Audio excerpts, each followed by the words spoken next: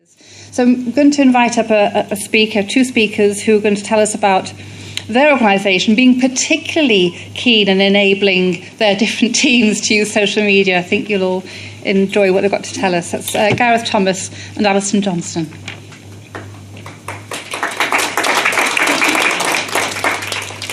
Hello, good afternoon. I'm Alison, just in case anybody is confused.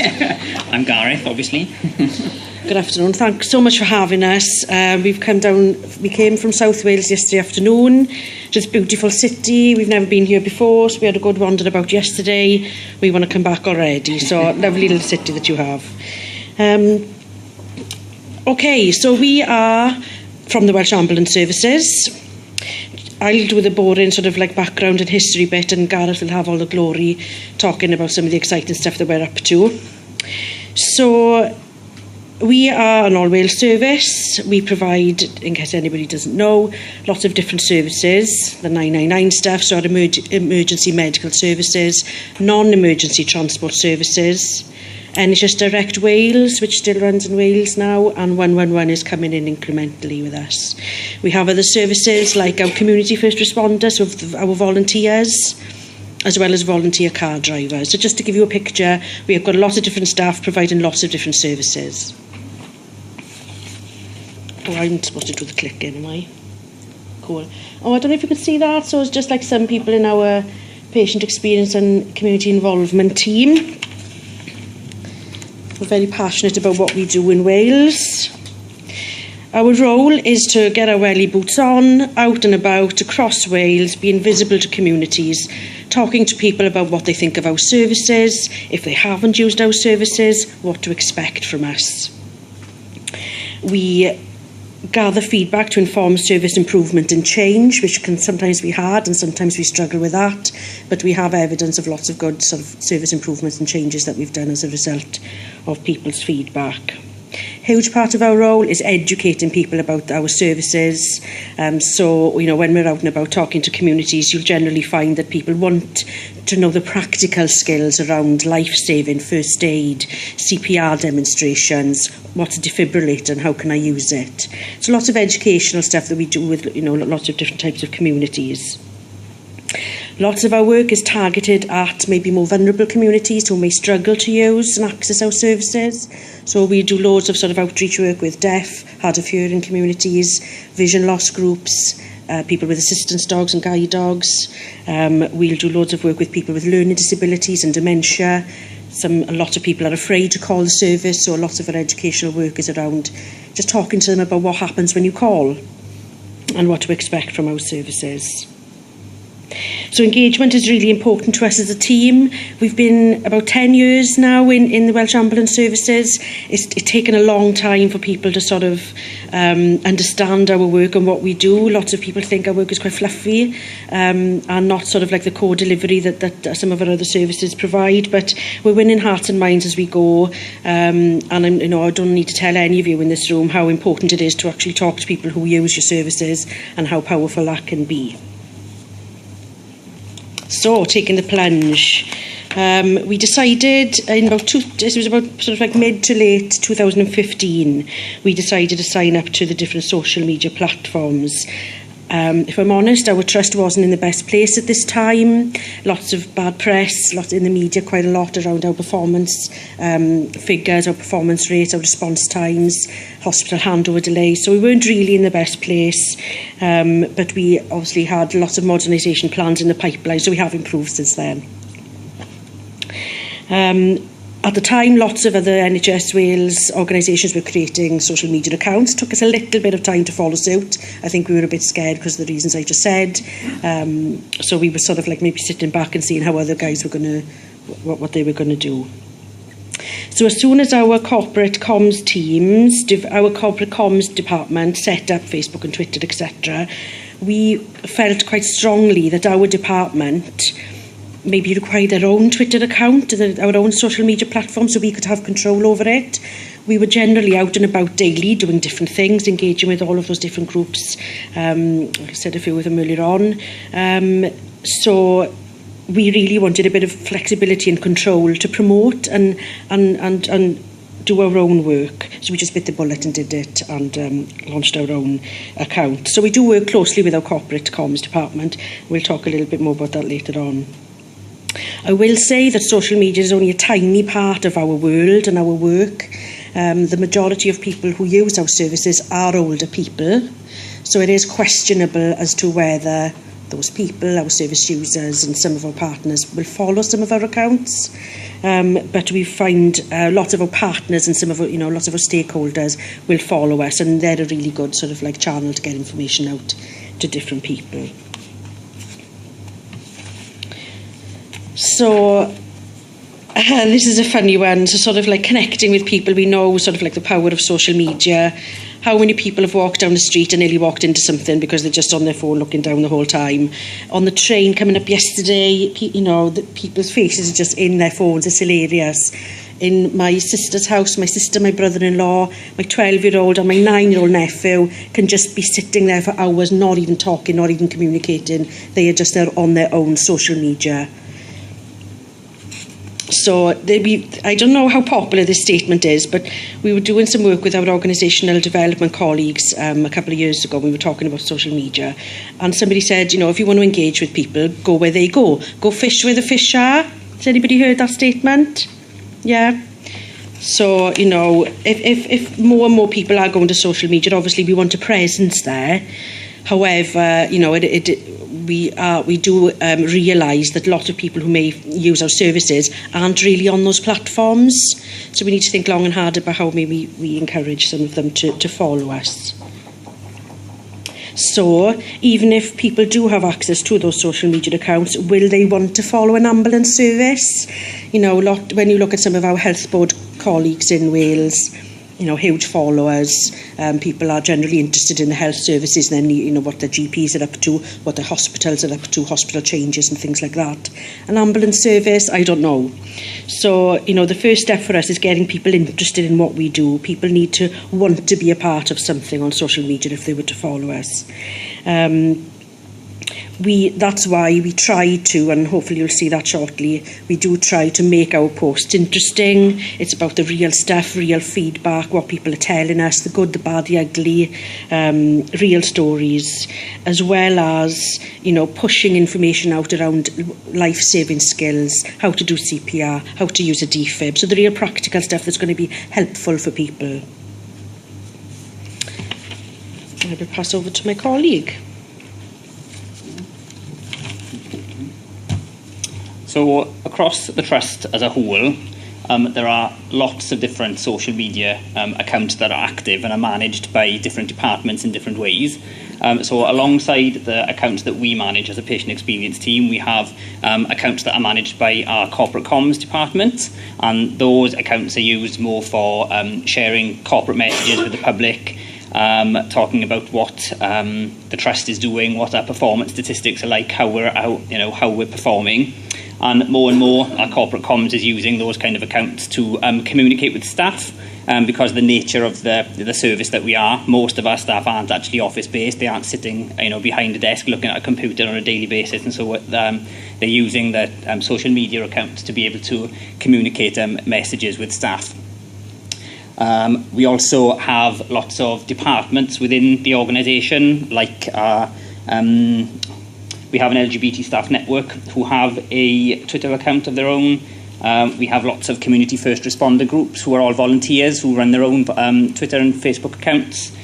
We have a cycle response unit who have a Twitter account of their own. We have a hazardous area response team who have a Twitter account of their own. Our chief exec has a Twitter account of her own. So there are lots and lots of different kind of Twitter accounts, Facebook accounts that are active across the Trust. But the ones we're going to talk about today, I'm going to look at today, are these couple that are highlighted here, and these are the ones that we as a patient experience team kind of use on a daily basis to talk about what we do to try and engage with patients. So looking at who our followers are and what our reach is actually through social media, all the Twitter accounts that we have access to, we've got about 3,500 followers on each of those accounts. And so far this year, we've reached about 500,000 people through each of those accounts so far. And we have about 1,500 followers on the Facebook account. We reach about 9,000 people a month through that on a monthly basis. The people that actually follow us are a really mixed group of people. Lots of staff, lots of other NHS organisations, lots of other ambulance services across the UK, lots of third sector and voluntary sector groups who kind of like follow us and will share information with the communities and the kind of people that they are there to represent, and lots of higher level people as well follow us, and so people like the Health Minister for Wales, the Children's Commissioner for Wales, the Older People's Commissioner for Wales. They'll be looking at kind of what we're sharing and like how that can feed into the work that they're doing on a more strategic level. So just looking a little bit at what we share, I don't know how kind of clearly you can see these. The next couple of slides are just some examples of some of the things that we share on social media and what, you know, what it is that we're using it for.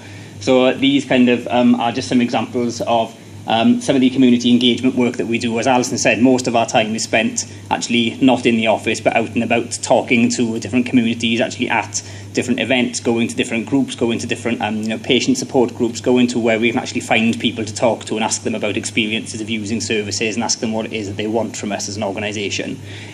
So this is a picture of us at a 50 plus forum, at a learning disability group, at a local agricultural show. So we're just kind of like using social media to demonstrate that we're, as an organisation, we're very active with our kind of patient experience and our kind of engagement work, and that we're an organisation that wants to be kind of engaging to patients and listening to what it is they've got to say. We also try and use social media as much as we can to kind of generate a discussion, to kind of get some information back from the public. So we are at the moment in the process of putting together a list of promises to children and younger people, so helping us to focus on what children and younger people are saying about the services that we provide and what they particularly want from us. So we've used Twitter and Facebook to try and talk to children and younger people about what it is that they want from us as an organisation, and to try and get them to kind of give us their feedback through Twitter and Facebook about what it is that they expect from us. And something else that's relatively new to us is we've started to use Twitter polls. So we're asking a targeted question, and then we're able to measure, what the response is from members of the public about what that question is that we're asking. So this one on the screen is, when we come and engage with you, what kind of information do you want us to share with you? What's really important to you that you want us to tell you about when we come out to kind of an engagement event, or we come and visit your local group? We use social media to mark events in the calendar, so kind of relevant events in the calendar. When it's things like Hate Crime Week, we'll share information about how you can report a hate crime, why it's really important that you report a hate crime, and how that affects your health and the NHS. We use it to kind of promote Pride events, how we're involved in Pride events. We are, what's that one there? As an Alzheimer's Society, we're a dementia-friendly. We have dementia-friendly status as an organisation, so we're kind of promoting the fact that we're an organisation that listens to the needs and wants of people who have dementia and their carers. And we're also fully signed up as well to the Hello My Name Is campaign, and kind of promoting dignity and respect of patients. And so we're using social media to kind of to show that we're kind of signed up to all of these different equality and diversity messages, and helping to demonstrate to staff, to patients, to potential staff, that we're an equal, inclusive kind of workplace. As Alison said, in the past we have had a lot of negative press, so we wanted to try and do something to kind of try and share some positive experiences. So we kind of use every Thursday the hashtag Thank You Thursday to share with all of our followers some of the positive things that patients have had to say about us. So we kind of just look at all the different compliments that come into the organisation. We kind of choose ones that we think don't contain too much sensitive information, and we'll use a tweet once a week to just share a positive experience that someone's had. These are all from our YouTube channel. We use YouTube to share videos about patient stories that we've created. So talking to patients about positive and negative experiences that they may have had, where we've actually gone and met with the patient, recorded them talking about their experience and the learning that it's kind of like had for us as a trust. We share messages on there about different communities that we're working with. There's lots of information, for example, where we've worked with deaf and hard of hearing communities, where we've produced information in an accessible format. So it will be in BSL, it'll be subtitled, there'll be an audio format of it, so we're producing information in formats that are as accessible as we can make them, and we're using YouTube to share that information. This is the NHS Direct Wales Twitter and Facebook account. We use this account mainly to kind of try and share lots of public health messages, trying to encourage people to use health services appropriately, sharing information about health outbreaks and where people can go to get information and advice about any health outbreaks that might be going on across Wales. And these are two campaigns that we run twice a year. So in Wales, about 9,500 hospital admissions every year can be attributed to heart attack. And for every minute that someone doesn't have CPR or defibrillation, that kind of reduces their chance of survival by about 10%. So we're doing lots of work to try and increase the awareness with the public around the location of public access defibrillators and what they are and what they do, how they work, and also working with children and young people to instill from a young age how to carry out effective bystander CPR. So every February becomes Defibruary, #Defibruary, where we ask members of the public to tweet us a selfie of themselves with a defibrillator that they found. And this year, that campaign highlighted the location of 300 defibrillators, 100 of which were ones that we, as a trust, didn't know anything about, that we were able to add to our central database of public access defibrillators. And in October, it became #Shocktober, and we were going out to different schools and teaching children, primary age children, how to do CPR and how to use a defibrillator and how to call 999 and ask for help. Okay, I haven't been turning the page, but yeah, we went through about, this is from last year, we went to 200 schools and taught CPR to about 9,500 children. So, and then just to finish, this is just to help demonstrate that as a trust, using social media as a way of communicating is something that's kind of become quite popular. There's a real culture of using social media now across the trust to communicate messages. You'll see that all of our senior team, our chief exec, our director of operations, director of patient safety, director of workforce, all of the senior team, they all have their own Twitter accounts and are quite happy to answer messages from staff directly. We've got some other Twitter accounts for various other different things going on within the trust. So across the trust as a whole, there's a real culture change and a shift towards being happy to use social media as a mechanism to communicate with staff and patients and the public. And that's it.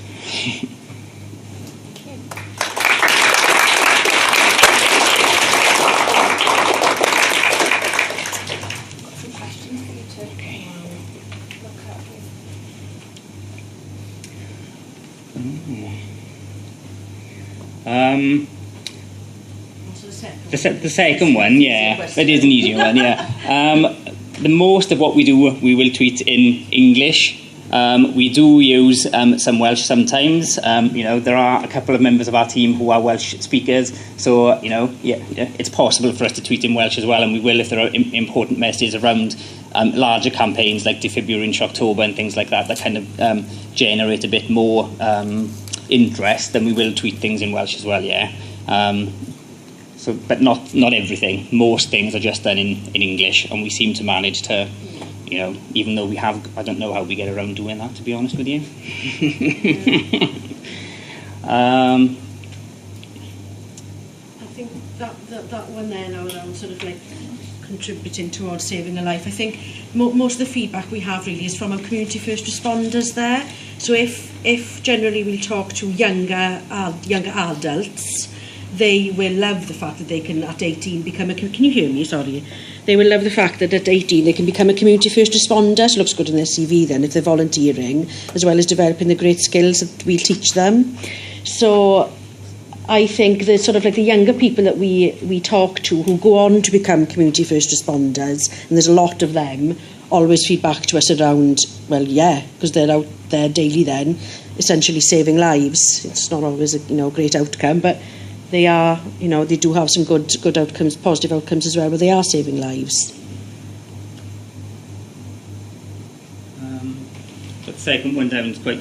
There was a link asking you to leave some feedback. We don't use SurveyMonkey. There's a piece of software called Feedback Server that we, as an organisation, have bought a licence to use, and it's kind of very much like SurveyMonkey, but it allows us to kind of tailor surveys and things like that to our own needs, and it has the ability to run reports and to kind of create graphs and that kind of thing that allows us to see what people are saying on, when we do surveys online. It's pretty similar. It's a pretty similar system to SurveyMonkey.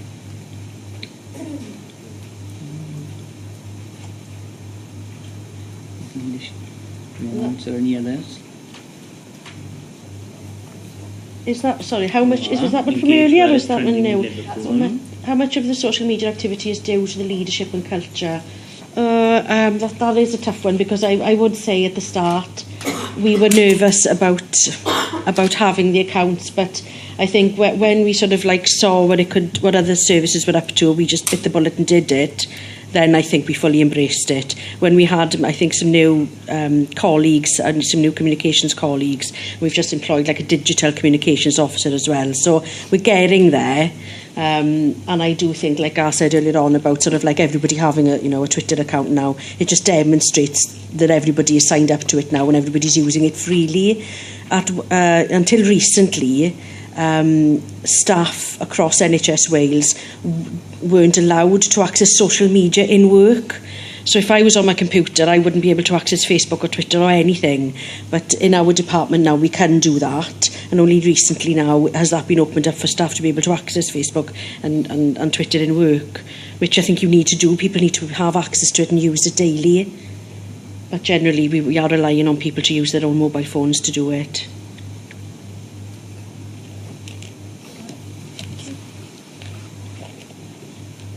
Any other questions with hands up? Or yes, we've got one. So if we've got a microphone. You mentioned you put some negative feedback on YouTube videos. I'm just wondering how has that worked for you, since obviously you mentioned negative press. What's the reaction been to that, as well as alongside positive? Yeah, so it's around stories where people have not had a good experience. So we'll go out and obviously we want to take the good and the bad, so we'll go out and we'll sit with them and record their patient story, but we'll also put a trust response with that.